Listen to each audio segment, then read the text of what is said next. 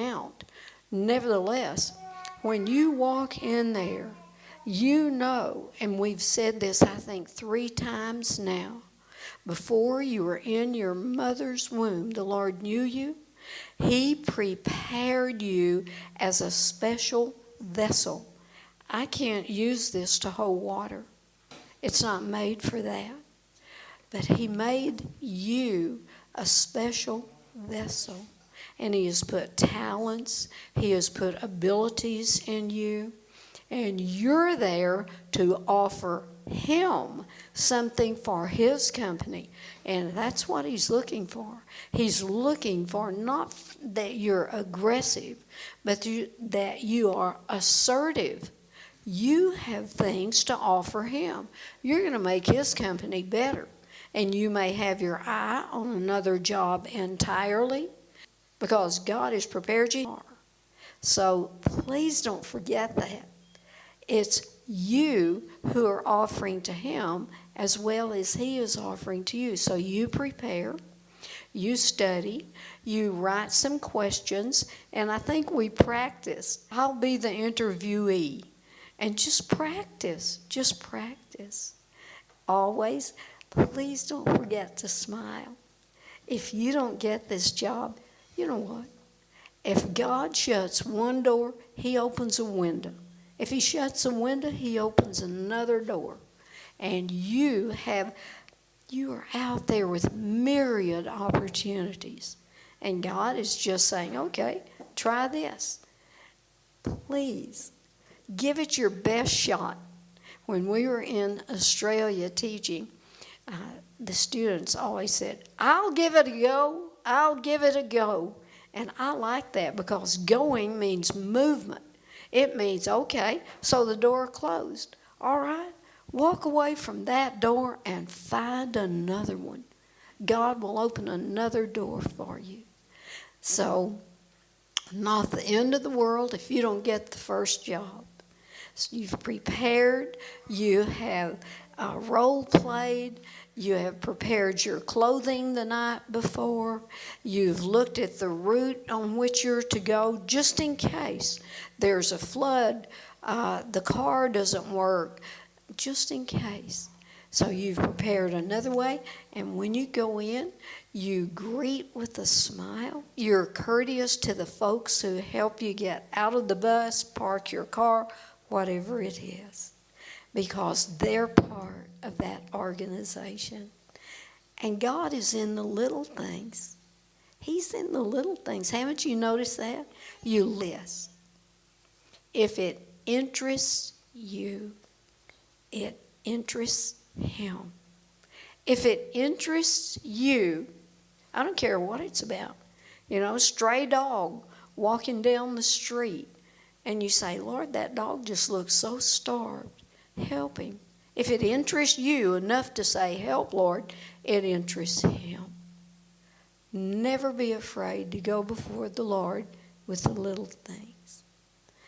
So, one of the things you can do is take with you a bag that has your notebook and your pen out. Write out some questions just in case you get a little nervous and you can't remember. Please write yourself some questions that you want to ask. What will be expected of me daily? What are my daily chores? What do you expect of me every day? Right now, I have to be honest. At home in the States, it's expected for a person to show up, be sober, be in his right mind, and be clothed properly. Show up, get there on time. Of course, when we're interviewing, we want to be early. We've already looked at the route, and just in case there's anything wrong, it never hurts to leave the house an hour early.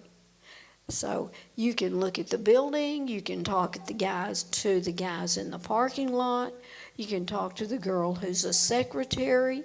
You can just kind of get a feel for the company if you're early. For goodness sake, don't be late. Don't be late. Be early. Be courteous. Be relaxed. God has gone before you. Man, you're favored. You got favor. You got it above, below, all around you, north, east, south, and west. God said, I'm giving you my favor. And you are a favor. You're a favor. So you go in with confidence that God has gone before you. He's prepared the way. You have your notebook. You've written some questions down. You've extended courtesy. And if you're offered, say, for example, you're offered a glass of water, feel free. Feel free to take that water. It gives you a few seconds to think about, okay, what's next? So you may take that glass of water graciously and put it down. Horror of horrors. I'll tell you a horror story. Once when I was interviewing in Australia for a teaching job, this was the time for the world. We didn't have backpacks. As women, we carried large purses, large bags. I did everything wrong on the interview. And to top it off, the cherry on top of the ice cream, I thought, bent down to help me, and we knocked heads. I was so embarrassed. It was a dreadful time for me. I thought, surely I'm out. I'm not going to get this job. Forget it. But I got the job. God went before me. He gave me favor, and I got the job. So it doesn't matter if you think you've done something wrong.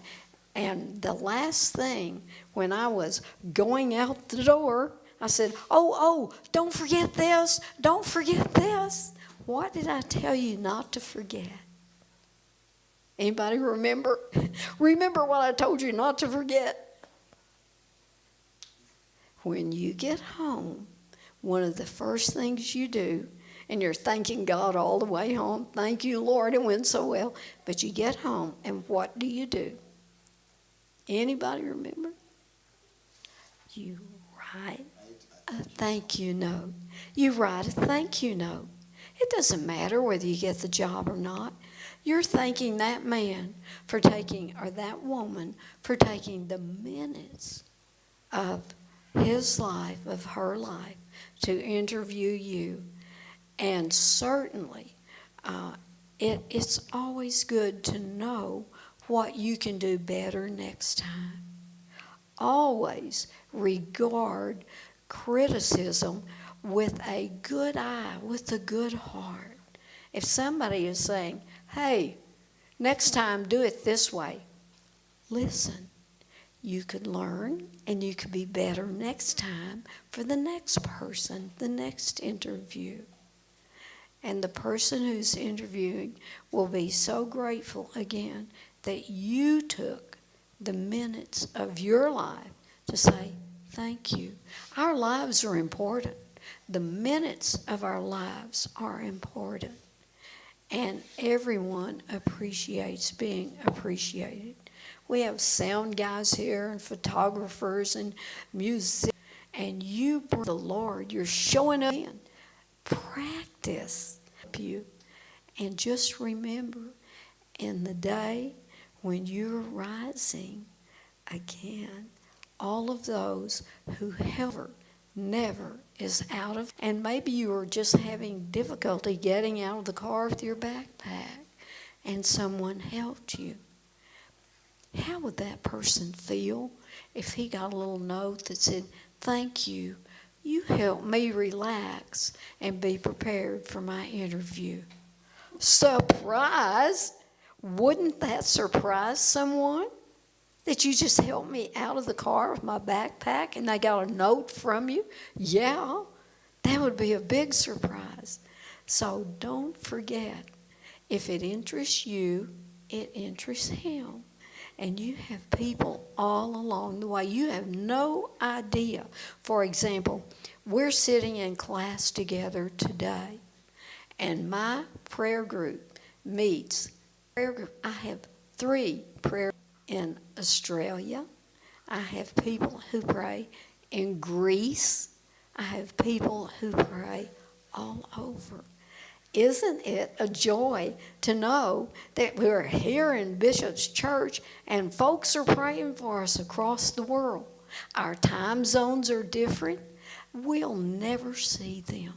We will never see them till we get there. And we get to heaven and we can rejoice. Good job. Good job. So you be relaxed. You go in knowing that God has gone before you. Who opened that door? God. He opened the door. And He put that person at the door to help you.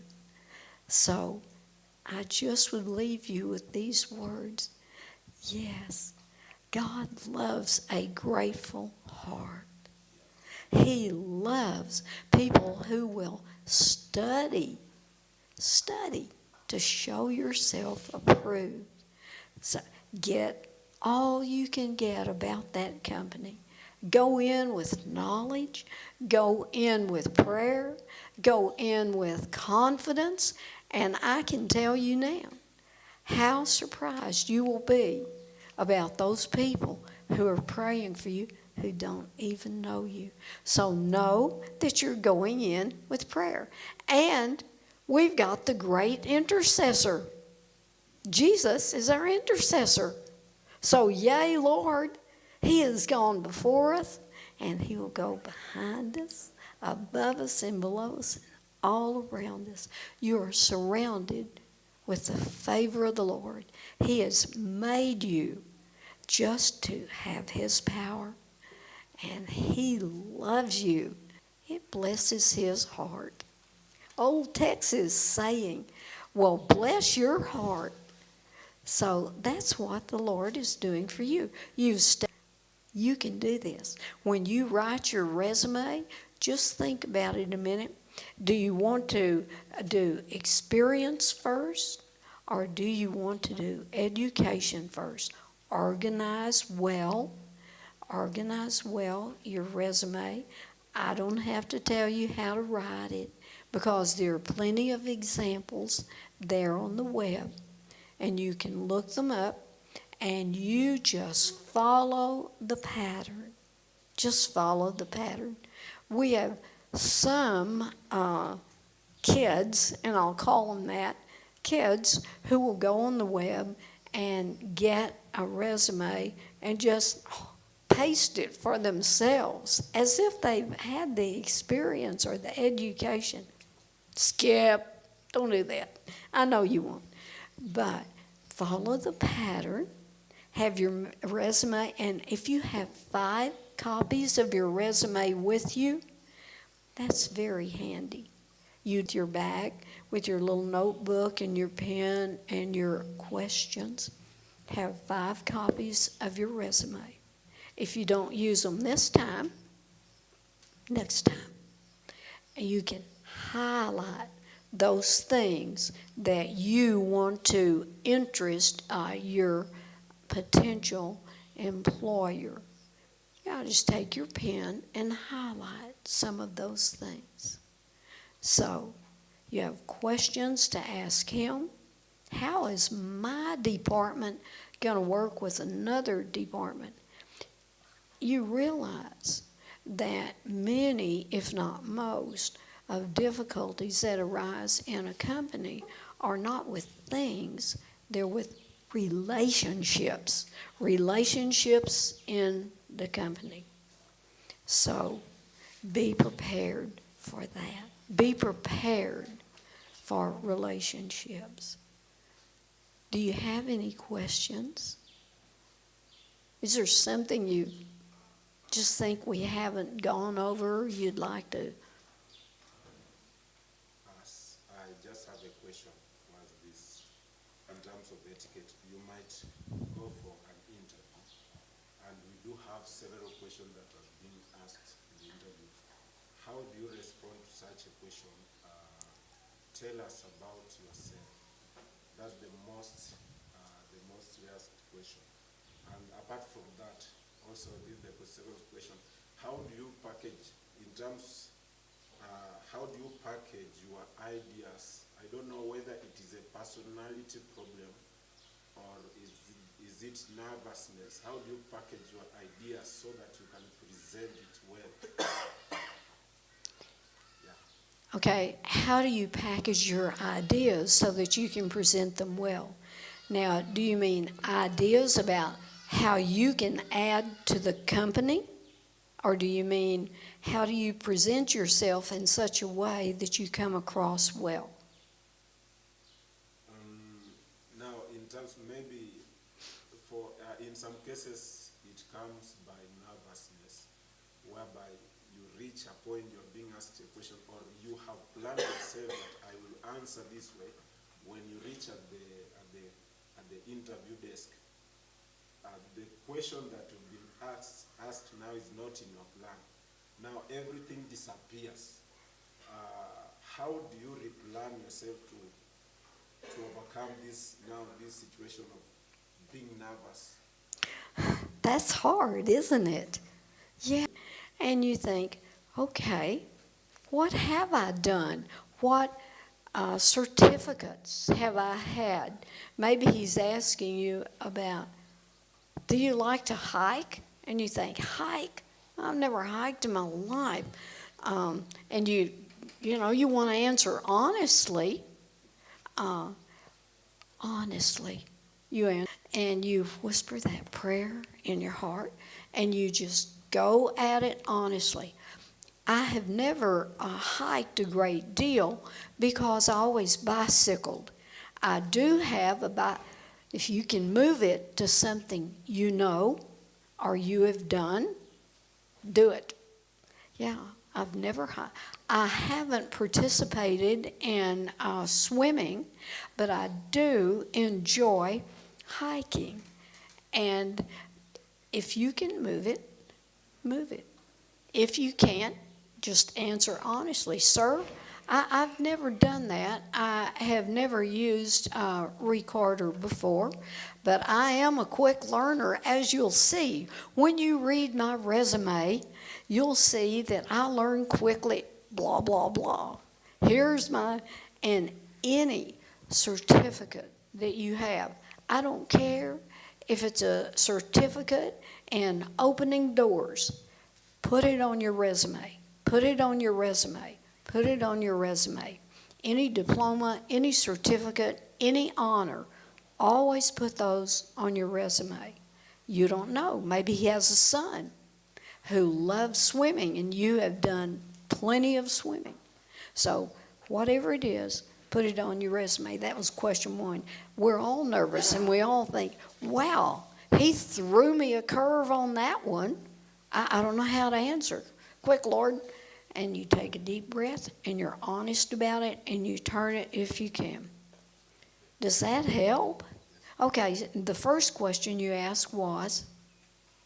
It was mostly the questions that are being asked mostly in the interviews. Tell us about yourself. And one more question also. Why do you think we should give you this job? Yeah. Yeah. How do you respond to such kinds of questions? What are you bringing? What are you bringing to my company? Why do I need you on board? What are you bringing? Sir, I am an excellent pianist. I don't even have to have music. God gave me an ear for music, and I can sit at the piano. There you go. What are you going to give me? You know, people always want to know. In relationships, don't they? Don't they want to know? Why should I befriend you? Yeah.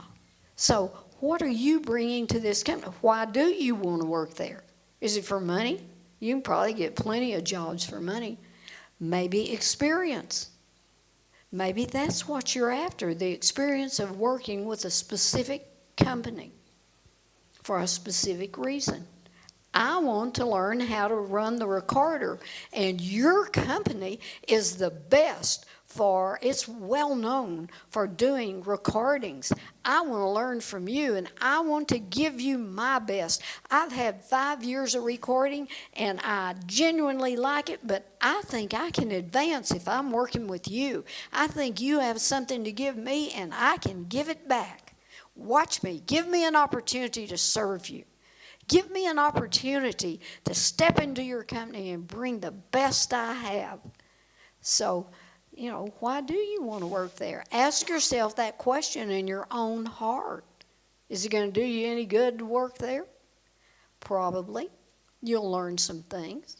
But is that where God's called you? You could always ask that. Lord, if you open this door, start. You could start with, I just finished my last course at university, and I enjoyed it so much it was in swimming. My swimming coach has won 3 medals worldwide. Okay, you start there or do you go back? I'm a village boy, and the Lord opened the door for me to go to school, and I took every opportunity I could, and I've done this, and this, and I have so enjoyed it. And your company is just the one I'm looking for to use be positive about He wants you to step up. So yeah, don't be shy about yourself. Anything, again, any certificate, any diploma, and you can always say, and my bishop is willing to write me a reference.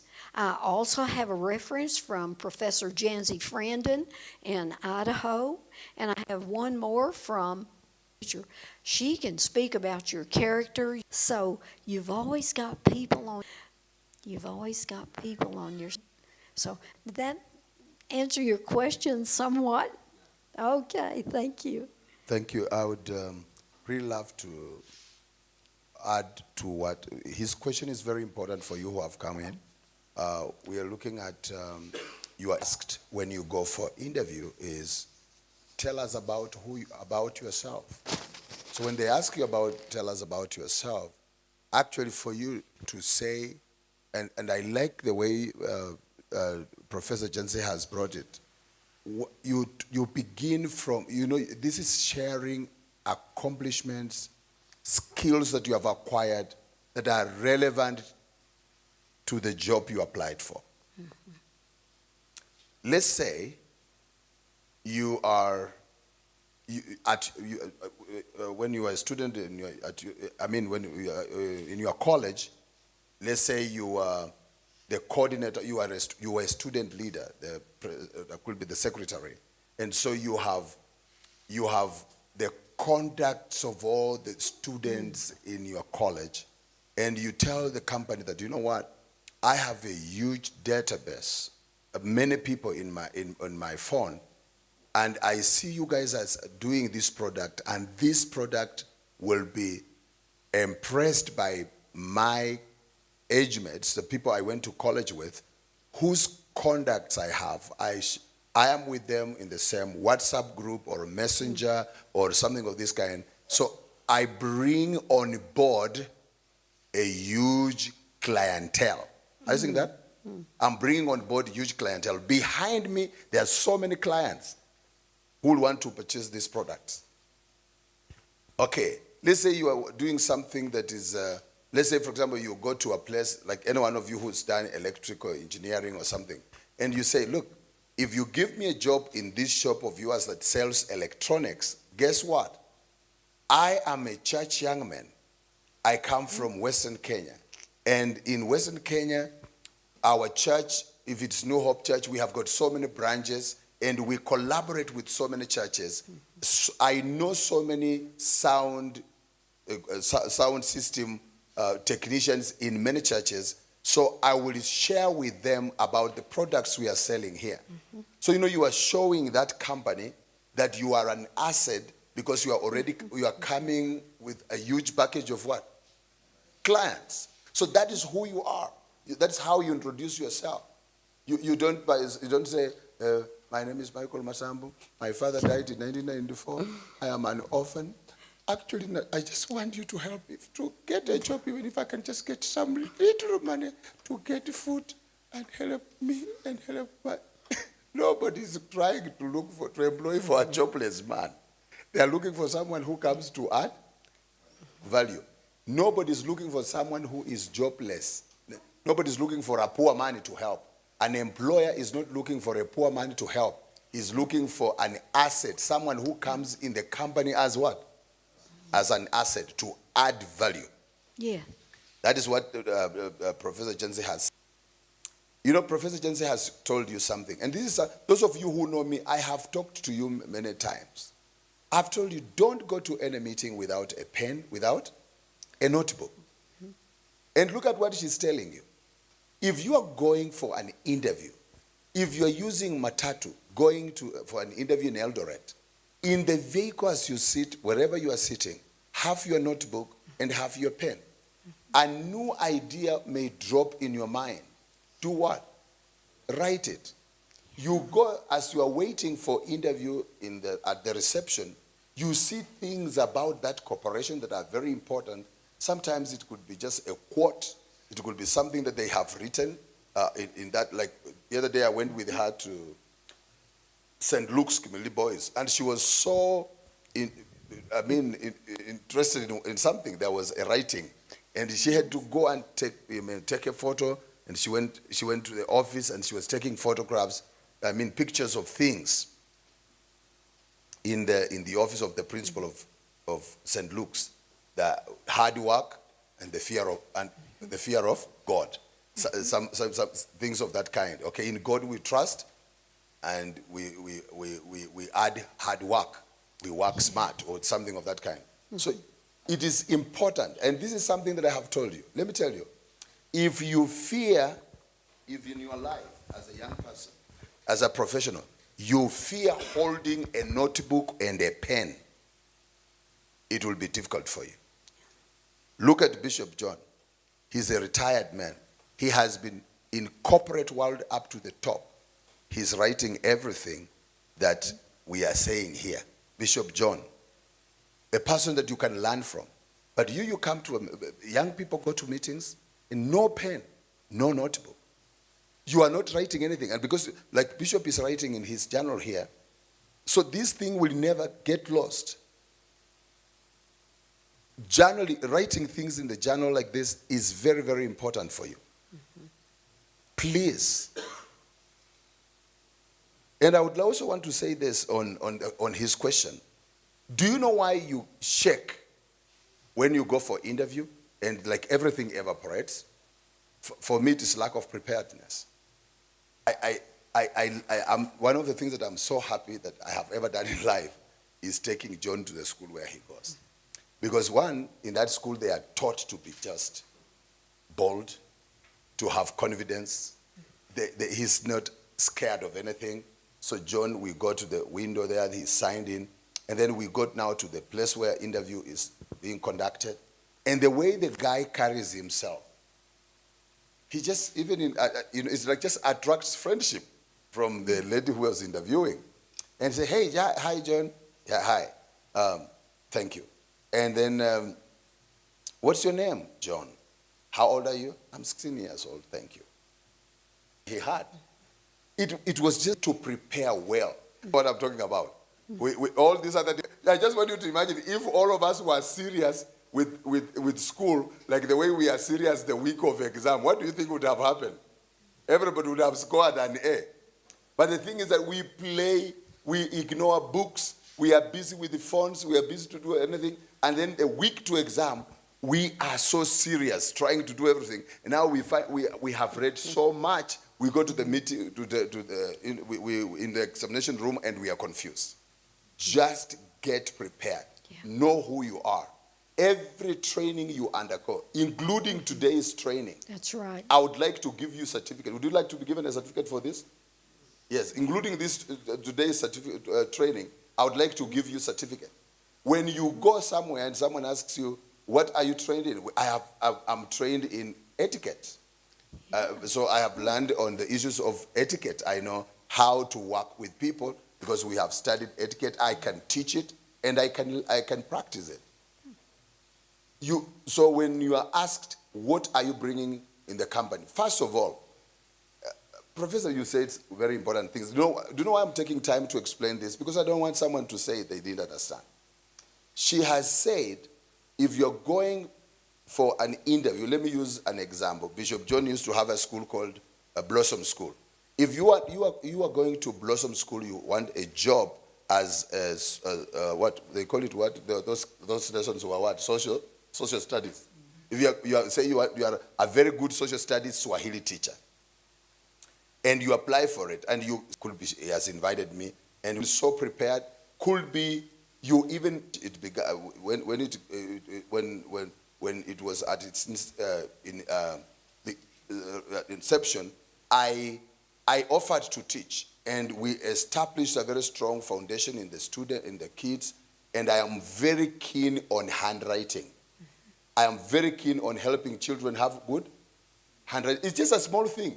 But then you realize in that school in Blossom Kulbi, the problem that they're having is handwriting. Mm-hmm. And someone sits down and you say, I am very good at that. I will train children to have even the school handwriting, corporate handwriting, like St. Erastus, which is St. Erastus Preparatory School. They have one handwriting. All children have one handwriting. It's a corporate handwriting like that. What was it called? The American handwriting was called what? Cursive? Cursive, yeah. You know, the cursive, yes. It was just American handwriting. Everybody in America wrote like that. That is what they do. So you say something that is your strength. Mm-hmm. And each one of you has a strength, true or false. True. So when they tell us about yourself, it's telling us about your strength. And please, I want this to come deeply into your heart and in your minds. There is no corporation that is looking for jobless, poor, miserable people to employ. Every corporation is looking for an employee that will become a partner in advancing the objectives of that corporation. If its objectives is to create more money, it is to create more money. They are not employing you because you just graduated from university and you are jobless. That is not what they are looking for. So that must be so deeply rooted in your mind. Change your mindset from a mindset of going for an interview because you want to be helped to get a job so that you may survive. People want you to tell them, I am coming here to... Any other questions? We have answered, I think, some questions in several different ways, and one might stick with you more than another. But have you any other questions? Anyone? Well, then, I shall hand the program to Bishop, and I want to thank you for being an attentive audience, attentive students, and I must tell you, I do apologize. I am known as the note taker in my group of friends. I never go anywhere without a notebook and a pen.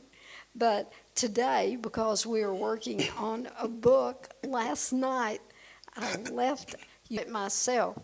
Oh my, helped you. So just remember, thank you notes. That will take you a long way. God loves a grateful heart. Amen. Thank you. Have you learned something? Really? Thank you. Are you sure? Good. Thank you, Prof, for the great teaching that you have brought forth. And it is very important for us as Christians and young professionals to understand the importance of preparedness. You know, Paul writing to Timothy says, study yourself to show yourself approved. Study yourself. Reading, writing, doing everything. Like last night I spent candles until electricity came. And I was writing things because I'm writing the acknowledgements because I've written And, reading and writing is very important.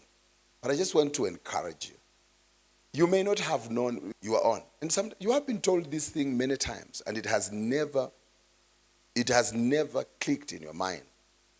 But I'm telling you, there are so many things you are losing and missing. Someone who writes things, like I can check in this thing, June last year, and I can see things, everything that I have done that people are doing. I can see teachings of Pastor John Thrift. I can see, Bishop, which year is that? 2016. I have my notes for 2016. And I keep them, and they are very important. And actually, this was, I was doing journaling because I journal things that I do every day. So this was something I wrote at 5:27 from Boston International Airport to Pittsburgh. And I wrote, I think, Bishop, we can also have some further dates. It could be the issue of journaling. If you have ever had someone doing the journal of so and so. Journaling is, Derek, you wake day. I woke up in the morning, learned something, and he was too much on me. What? Write something else. Another, but that information, I write my things here. Technical, invent things. People write things. It's very important for you. And those things are going to, and then, number one, what was the first thing in the, as we prepare ourselves for interview, number one, what was it? That the professor, pray for that interview, pray that God will go ahead of you, that he will give you favor. I remember that day when I was taking Sarah and John to the party. If they say no, it means God also doesn't want you to go. If he wants you to have the visa, you will have the visa. Don't go for an interview as though it is life and death. Number two, what did we say? Yeah? Rehearsals. And in rehearsals, what they said, like Derek, you take your young brother Isaac, and you say, Isaac, I want you to sit there. Isaac with this other young brother of yours. They sit there, and they become the interviewers. And you come in, and you knock. And then he comes in, and then finally you say, how are you, Derek? And you stretch forth your hand, and Derek comes to greet you. How should the greeting be? It should be what? A firm handshake. Don't greet an interviewer like, no. My late brother, Dr. Elisha Okuba, said that, if you want to know the temperature of the heart of a human being, it is the way they greet you. If you're greeting someone, it's like this. The temperature of his heart is doesn't want. It's below zero. So when you greet someone, and then you are told that you are not the one who goes to initiate the greeting. The greeting is initiated by the interviewer, the person who is interviewing. When you go there, you open the door because they will send someone to call you in. Isaac, Nyongeza, yes. And you come in. You stand, and then Derek is the interviewer, and he says, okay, how are you, Isaac? Then that's when now you go and greet him. And when you greet, you look straight in his what? Face. You don't correct each other. What are you going to bring on board in this corporation? How are you going to benefit this corporation? You know exactly what you are going to say. Okay, number 3, what did we say? Huh? When you are going for an interview, Shadrach, wash your clothes. Well, if the interview is going to be on Monday, wash your clothes on Saturday. Have them done what? Ironed. And on Sunday evening, do what? Hang them where you see them and see your shirt, your trouser, your tie. See to it that they are marrying, because you know how that corporation looks like. Like if you're going to a bank, banks have a standard way of dressing. They are always official. It's only over the weekend that they wear the corporate t-shirt. But all other days, you must be in tie. You know that. So also dress like that. Know what you will be wearing. Don't wait until morning is when you are trying to go in your paper pack to see which trouser you can wear. Make sure that you know what you're wearing. I was giving them a story, Bishop. When we were interviewing the people to take up the media company, we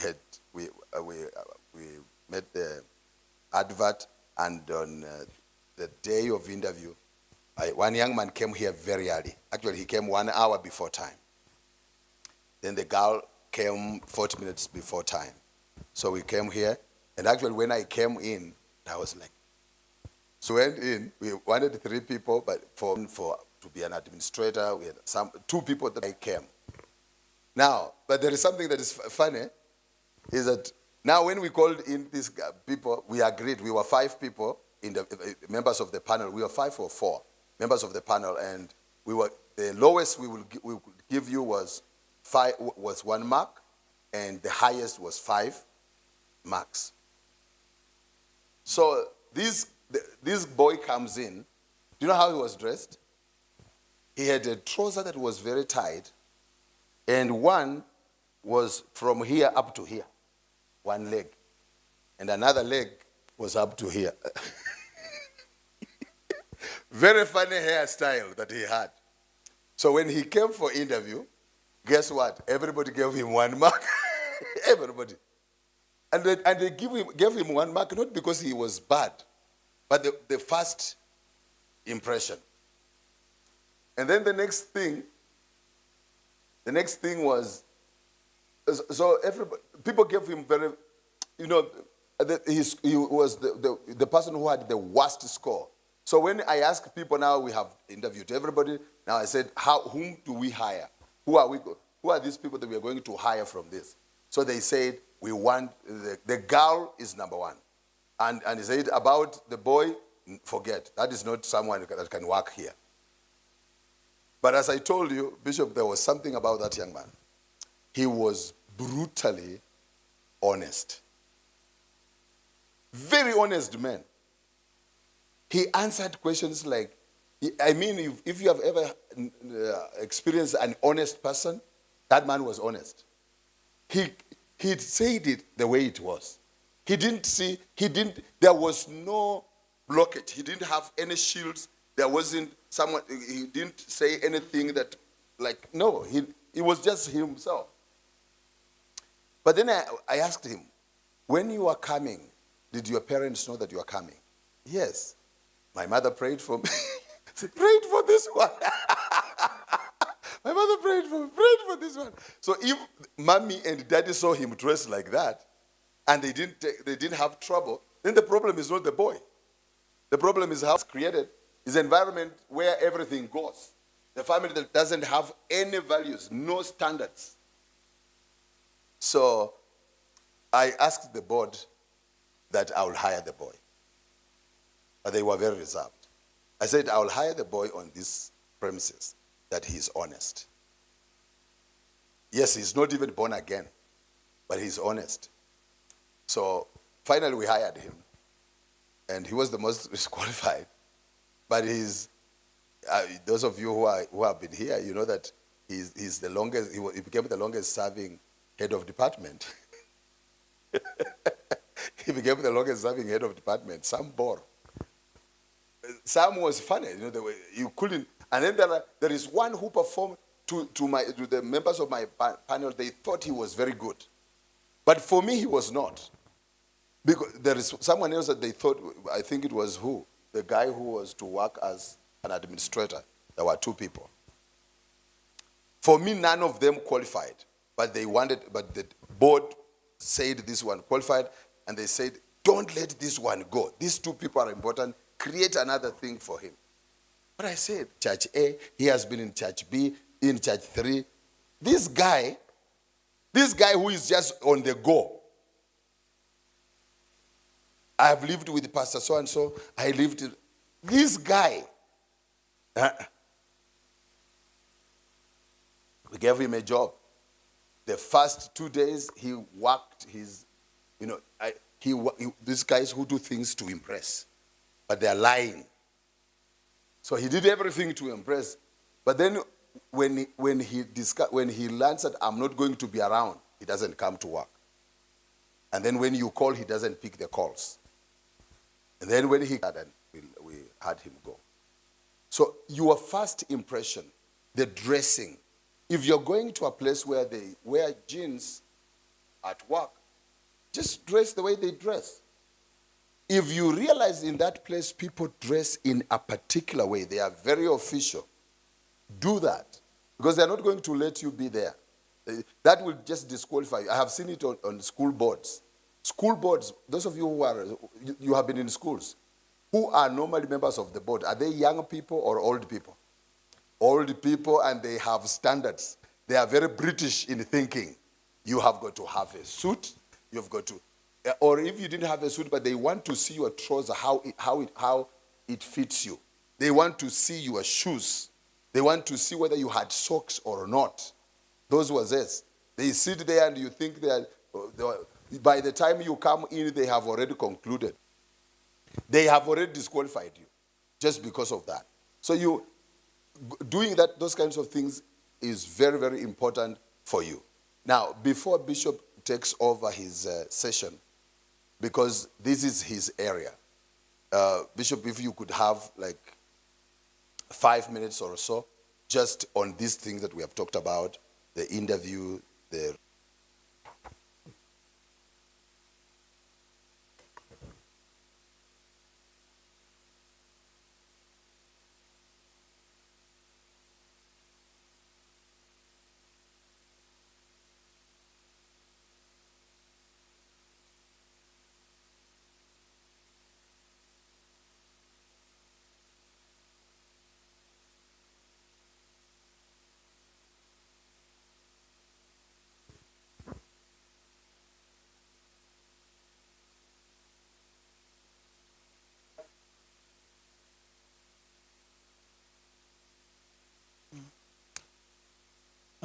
Praise the Lord. Yeah, thank you very much, Prof. When I grow up, I'd like to be like you. I definitely would love to be 84 and still strong. But you have a brilliant way of expressing that topic, and how you have brought it forward has blessed me. Before I answer that question, or maybe I should just answer it and then say what I want to say. If you come to my house and you find us seated and I open, what would that mean?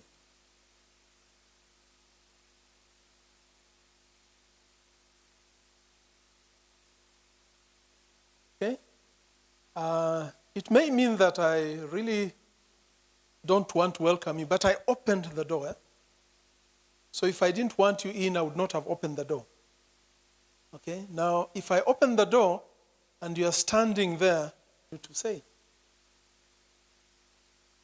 Probably to express yourself, But also it could be a bit of now, some of us, depending on our personality type, we come into someone's house, hey, hi, my name is John Sikobe. And then you stretch your hand.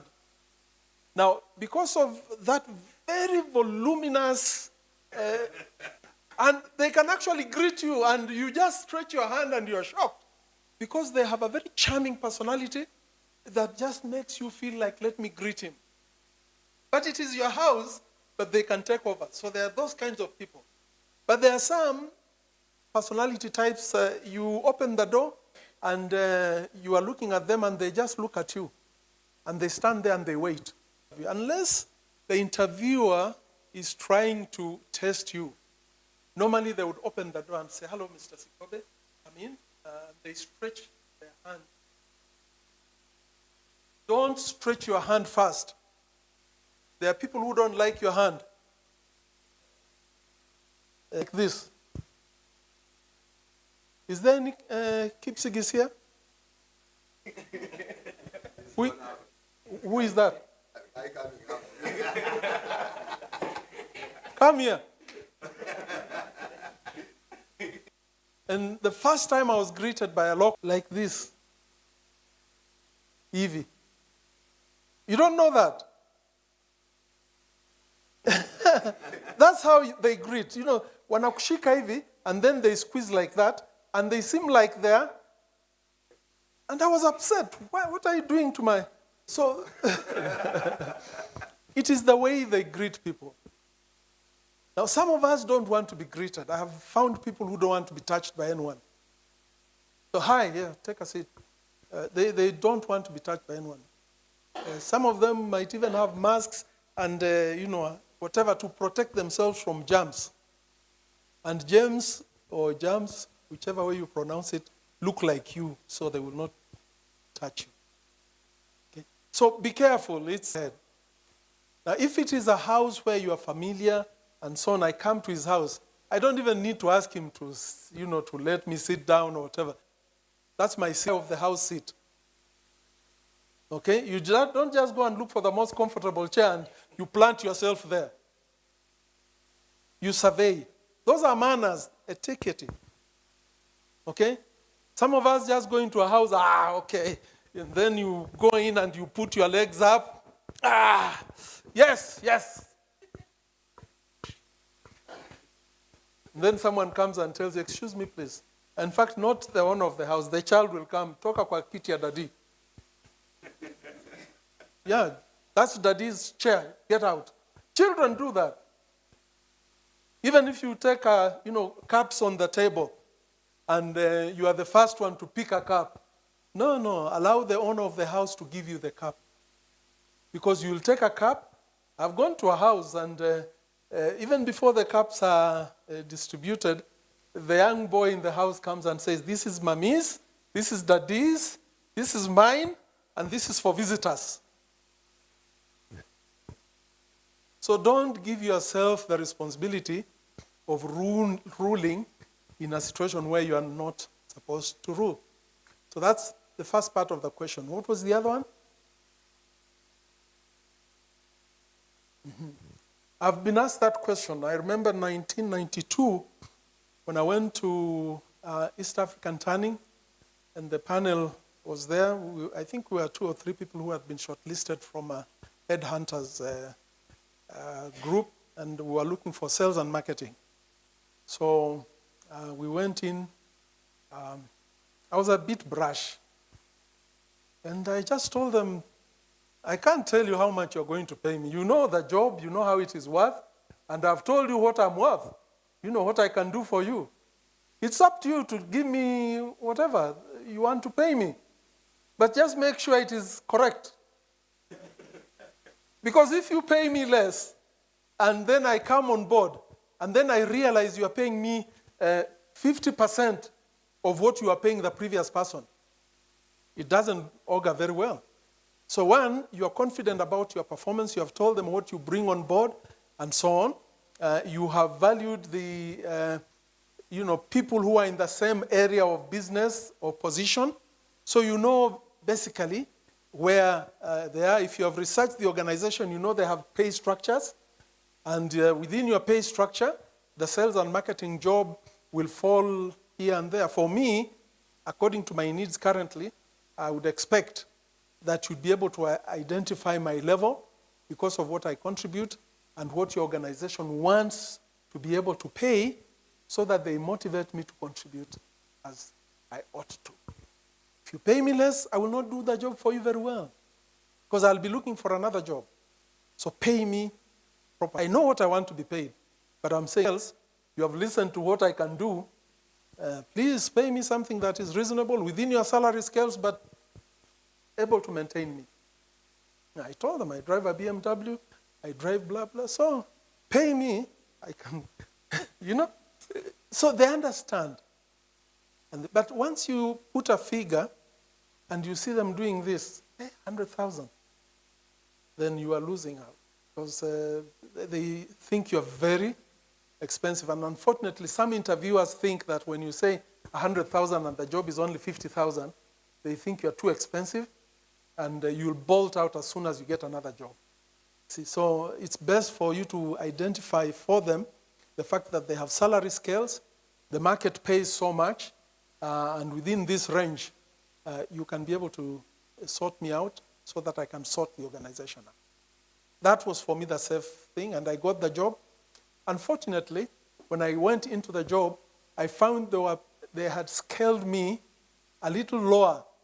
I could have gotten a little more, but because I told them to think about it, to do what they needed to do, they gave me a bit of kidogo. But then I have a philosophy. There is no man or woman who will take away what is mine. Not in this world. Not even in the afterworld. If it's mine, it's mine.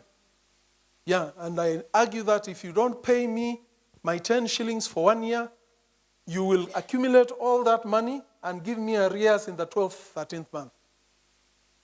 And that's how God has sorted me out. There's a time salaries were changed because I was earning less, yangu ikaenda juu. Then we employed senior managers. When my senior manager, my boss came, one day he realized, hey, John earns more than me. So he waited for 2 months or so and then went to the boss and said, young John earns more than me. And he's the senior manager. What? Then the boss changed salaries for senior managers. They were around 30 to 40. It was around 36. They moved their salaries, doubled their salaries. They were very happy. And mine also remained at 36 plus. Why? Because my argument is, what God has in store for you, no man can take away from. They can deny you promotion, they can deny you salary increase, but you work as unto the Lord. Hello? You work as unto the Lord. Hii ujinga yenyu ya kufanyanga kazi ni kama the supervisor is there. Ujinga means foolishness. This foolishness of people working so that they can be seen they're working is not good. It's not good. Don't work so that you can be seen to be working. Otherwise you become a foolish idiot. You're working to be seen. No. To please people, no. The only person you work to please is.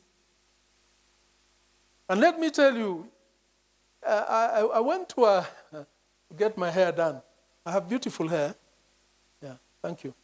I went to get my hair done. And there were 2 young guys. These were, I think, college guys who were doing, mambo ya katakata nywele and so on. So I did that, did nicely, used size level 3. Mine is always level 3. And then did everything, washed. Or can we do a facial? I don't think I'm in for a facial today. Now the ladies are wondering, do men do facials? Yeah, sometimes we do facial. Sindio? Ama ni nyinyi mnafanyanga peke yenu? No, sometimes we want to do facial. So, no. Then I did everything, the extras. It was 450 bob. So, said, can I pay? Yes, send money. I looked at the young man and said, I don't send money. Not in a business like this one. I can't send money because I can see lipa na M-Pesa, which means the money should go to the organization. So I told the young man, why can't I send to lipa na M-Pesa? She said, the thing is not working. And when you see that pay bill and you are giving offering, and then the usher tells the congregant, don't send there, it has trouble, send money to my number. I told the young man, wacha mchezo kama hiyo. Hiyo ni ujinga. Is that thing not working? Wacha nipeleke, let me try. If I lose the money, it's my money. Let me lose it, but let me try. It went through. Say, saa ingine inakuanga na shida, it normally has problems. But it has gone through, yeah. So I sat them down, 2 young guys. And since I am older, I can sit you down and there's nothing you'll do to me. Nafunga hiyo mlango and then I tell you what I need to tell you. You try and get out of here and nitakugonga. Yeah. I'm responsible for you as long as I'm older than you. I can tell you anything I need to tell you, and you have no right to go away. Sit there and listen. Kumbafu. Ama namna gani? Seriously. And that's how we grew up. People had the responsibility of taking care of each other's children. You can't go around and play around and think that the neighbor will not do something to you. He'll chopper you and bring you to your father and say, this boy was doing something bad. Then your father will add. And that's how we grew up, so that you have a bit of this common sense, which is not very common. So I told the young people, look here, when you take away money from, and it's a very nice barber shop, the man has invested in the barber shop nicely and given them a job. And what they're doing is stealing from him. Said, you can't do that. It's wrong. Because you steal from him, he will not employ other people because you have destroyed the business. In the media, some time back, one of the greatest problems that we have had in the country is that the issue is not that there are no jobs. The issue is that we have very unfaithful workers. That's the biggest problem in Kenya. And what she's teaching us is very important for us, because she's trying to raise men and women who are faithful. But most of us are very unfaithful. From house girls, I had, one time we had a household equipment that my brother-in-law had brought. They were going to start some kind of a clinic or something, and they had brought a lab. They have brought those, whatever scopes or whatever they are called, and I didn't realize they were being stolen and sold in town. So I was told one time, by the way, Pastor, your things are being sold in town. What? No. This is for people. Huh? You cook food for people, even in your own home. They trust you. Ama namna gani? Do they come and look at the food and wadampatia paka, the cat a little, so that if the cat does not die, then they know they are okay? Or the dog? No, they don't do that. They trust you. Can you understand how important you are when you're working? That people trust you with their lives, with their investment, with their capital, with their money. And yet you come out to be useless, unfaithful people who are not even demonstrating an iota of being Christian. Hello? Now, what we are trying to say is, he was given everything in the house to take care of him, and there was no fault found in him. Does that deal with your question? Yeah. Okay, so, any other question? No. So we go to the next whatever. Is that okay?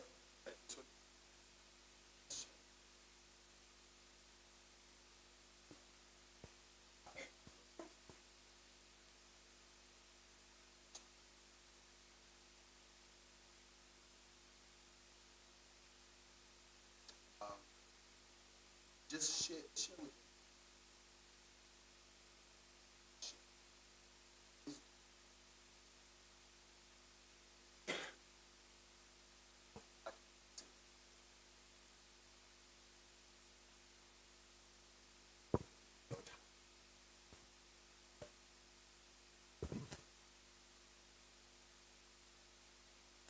Okay. I think what Prof has done is very well, covered very well whatever it is that you need when you approach the employer for an interview. One of the things you need to understand is that interviewing has also become less formal. By that I simply mean it's not in the office space. There's a CCTV camera watching you. Okay? You come to the reception, the people at the reception, the soldier, everyone around is part of the interview.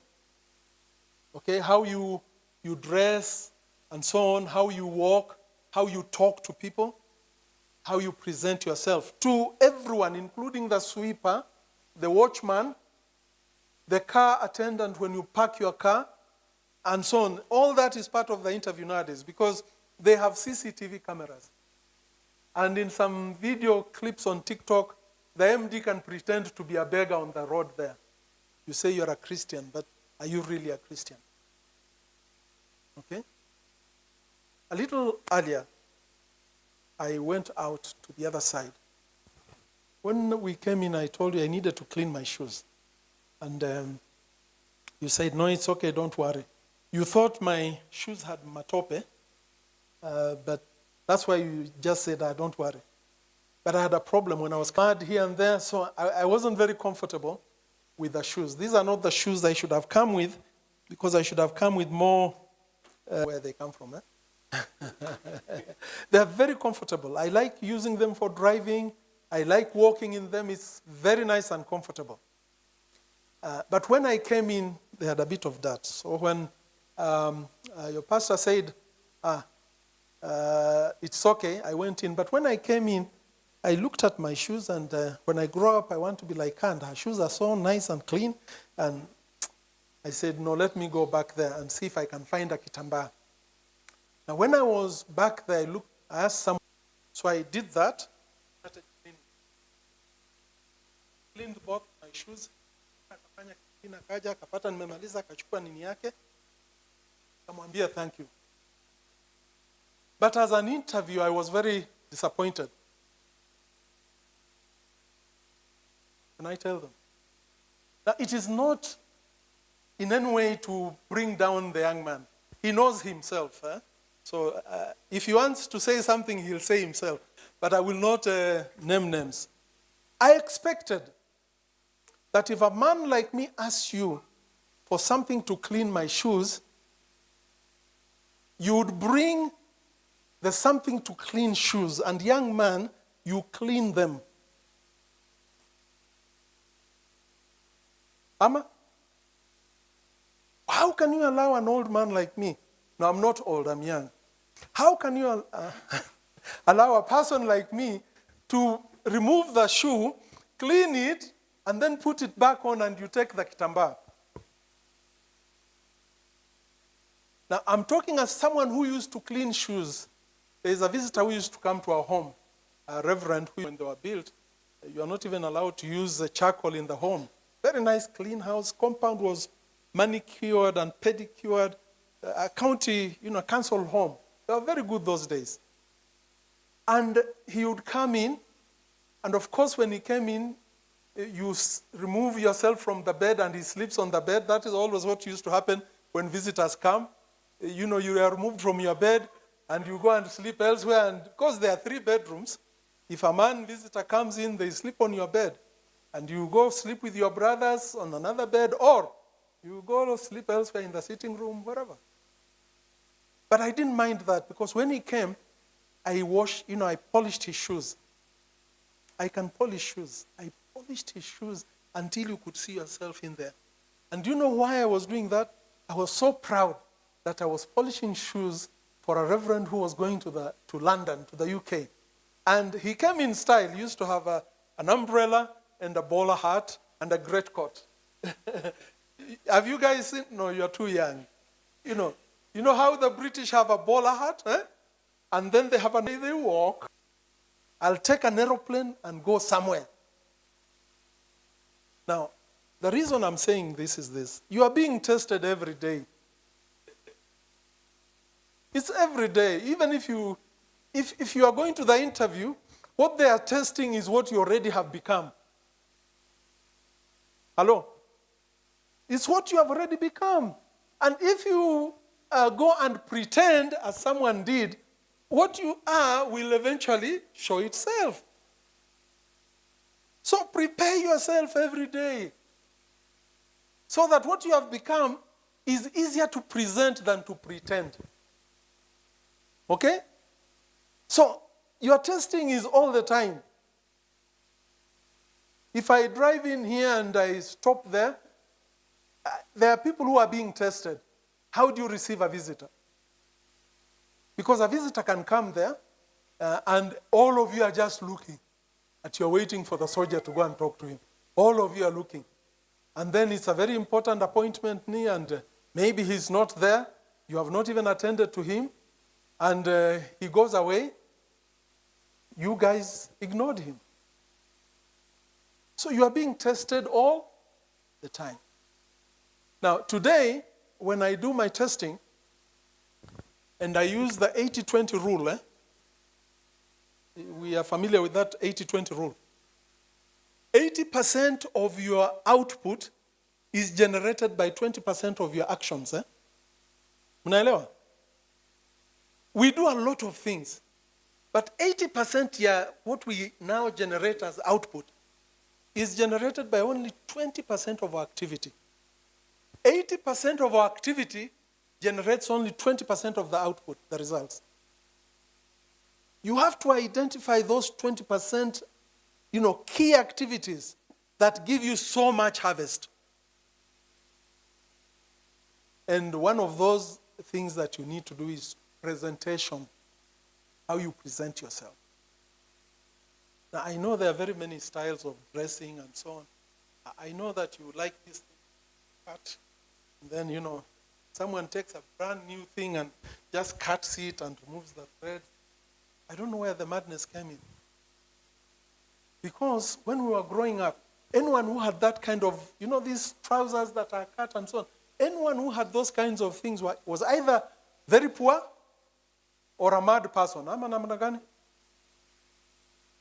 Imagine now we have so many mad people. And by the way, those clothes, when you go to the shops, they are so expensive. And yet they have removed some of the material. Me, I don't understand that. Very expensive.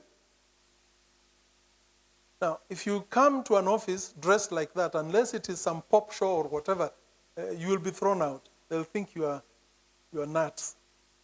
Unless someone has the capacity or patience to ask, like pastors, did your parents pray for you? Yes, they prayed.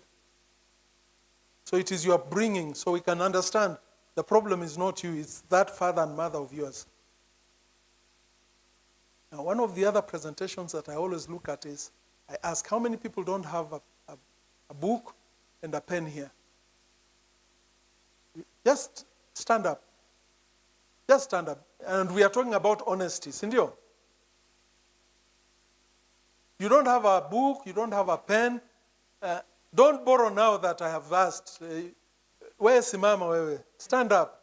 Don't borrow. That is not being faithful. Okay? 1, 2, 3, 4, 5, 6, 7, 8, 9. Hata wewe? 9. So 9 divided by 27. I think we are 27. Someone quickly on a calculator. 3. So 30%. 30% of us don't have anywhere to write. Now there are some of you who are saying you have something to write just because you have Abu. Do you have a where to write? In that one, that's a study. Where's Samama? Where? 10. Let me tell you what will happen during this discussion. If I was in my normal mood and not waste our time. Oh, pastor has gone away. Professor, would that not be right? They don't have anywhere to write. They don't have anything that they can be able to record what is going on. When we are learning, how much retention do we get from just the speaking? 20%, 25%? Possibly. So when we discuss here and you have nothing to write, you will only get 25%. Now that 25%, when you walk out of here and that gate will probably evaporate and you remain with 10%. And if you don't revisit it tonight, in the third day you will have nothing. You will not have anything actionable. That's why your pastor was saying, you must have a place to write. Now when you write, the rule is in the evening, go back to what you wrote and read it. The same day, don't wait. Even on Sunday, after preaching in the evening, go back, and read what you wrote and make extra notes. And then you can put them aside. From there, do an action plan. This thing requires me to do something. Then organize yourself to do it. Now, I'm not making you stand so that I can shame you. I'm just making you stand because you guys think you have a super memory. Ama, memory yenyu ni kali. Yani mtu akiongea tu unakumbukanga. Eh? No. So, from this place, never go to a meeting without a book and paper. Unless you are very good, you have an iPad and you can be able to put everything directly on the iPad, please have a book where you write things down. Then the same day in the evening, sit down, allocate time, think about what you wrote down and what was said. Then from there, draw action points.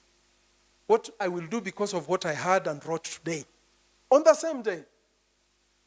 And then those actions, unaziweka kando. If you have a diary, you divide it into two. Appointments on this side, things to do. So those actions go on to that side. It doesn't matter whether you do them there or not, but if you put it there and you review all the time, you can say, on 22nd of August 2023, refer. Then you can go back and say, this is what I was supposed to do. Please sit down. Now, have we understood each other? Please don't go to any meeting without a book and a pen.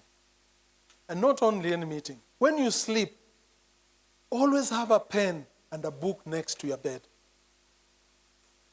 When you sleep, some of your best dreams, some of your best ideas come when you are asleep. Mnanielewa? When you go to sleep, don't listen to ndombolo music, sijui nini, bo, bo, bo, and then you say, Lord, bless me this night, and you sleep. No. Don't watch a horror movie, then go to sleep. What you need to do to close the day is to sit down, read even if it is 3, 4, 5 verses, think about them, okay, and thank God for the day, and say, oh, I did this, I did that, thank God for what he has done for me today. And then you can even listen to a song, the goodness of God is running after me, or something like that. Then you lay yourself to sleep. Then suddenly, and you are trying to remember something, take your pen and your book and write down what you can remember. The time for waking me up, all those kinds of things. Give praise to him. If you like singing, you can start with a song.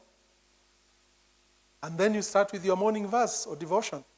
Devotion doesn't have to be 30 minutes. Even 5 minutes devotion is okay. Sasa hiyo ni yangu iko wapi? No. Start the day with a good manner in terms of kuandika vitu ni chini ni vizuri. Now those who can write what is happening today. Honestly, if you are not writing, I am just wasting my time. Come all the way to Eldoret to listen to some. Paul says, foolish Galatians. Are you foolish? And so, organize yourselves.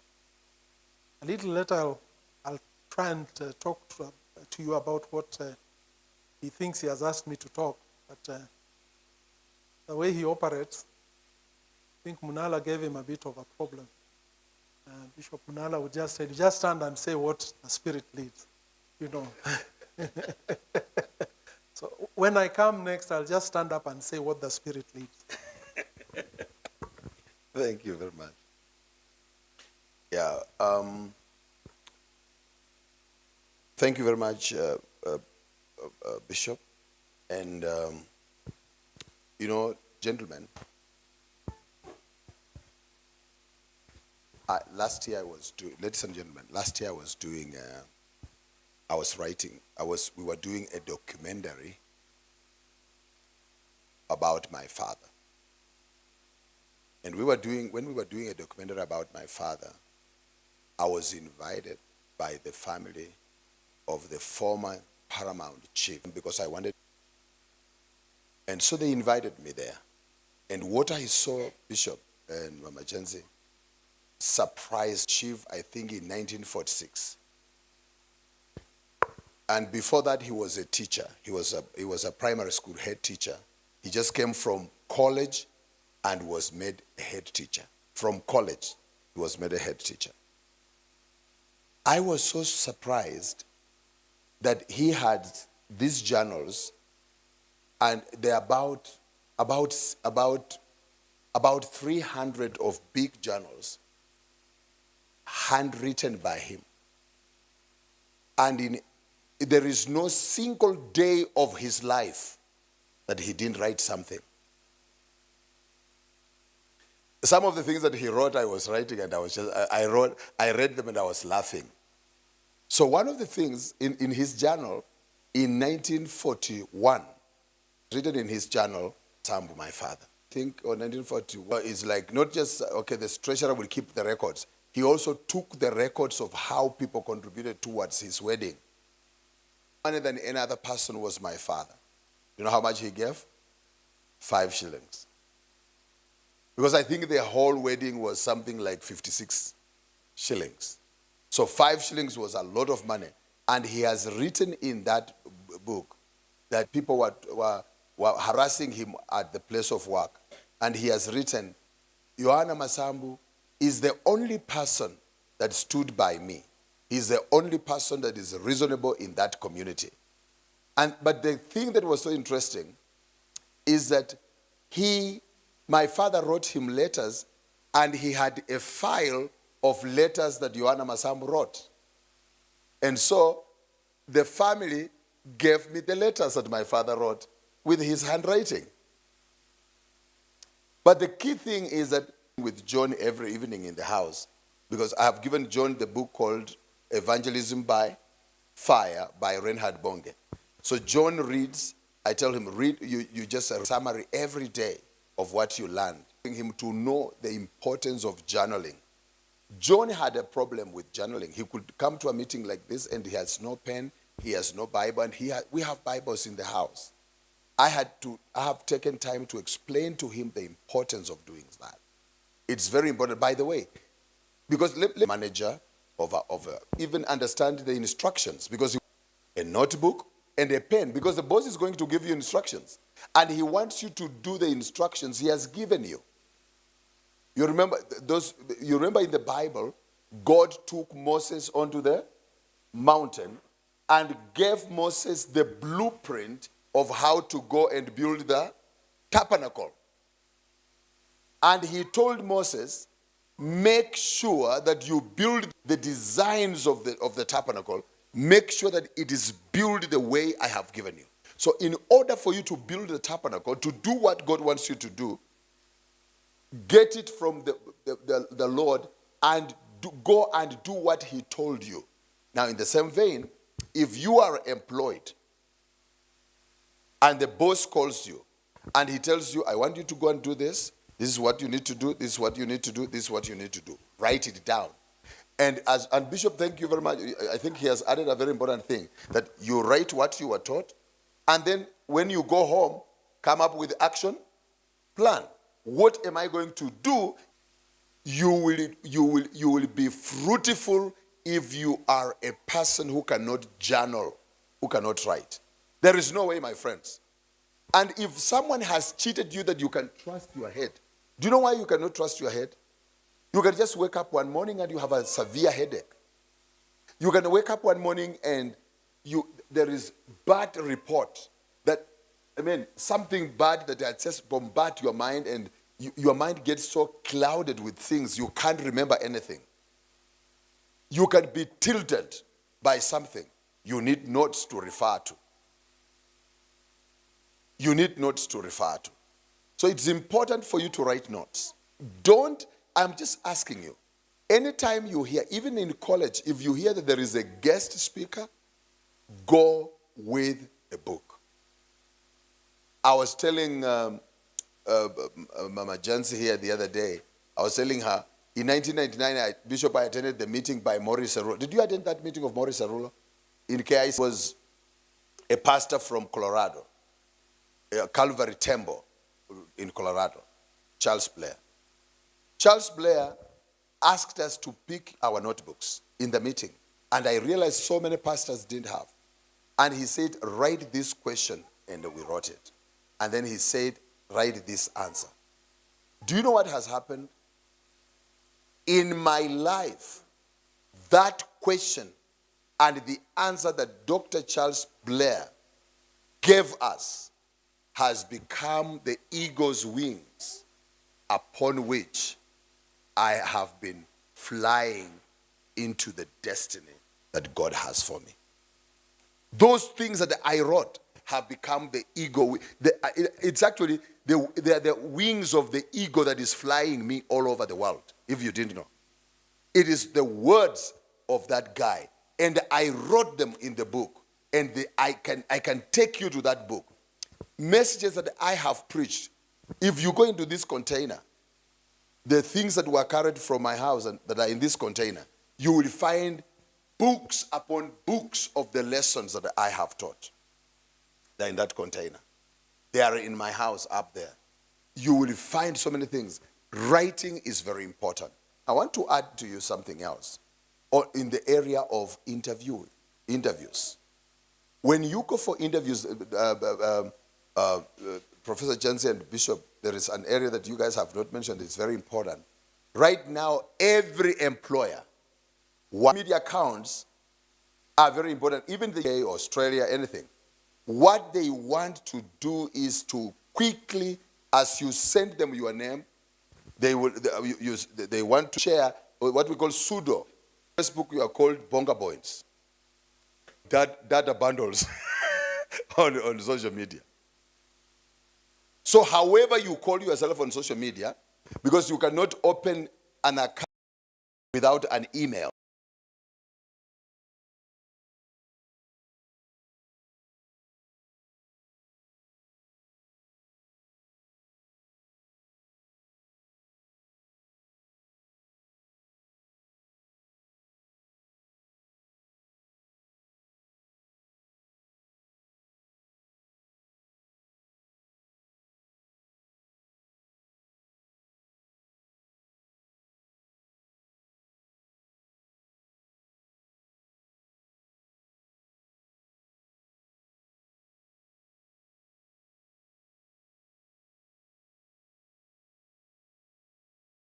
Media platforms.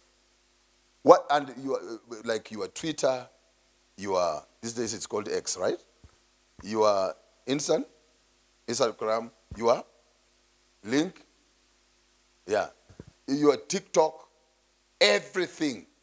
They want to know who you are. And then on that social media, they look at your friends.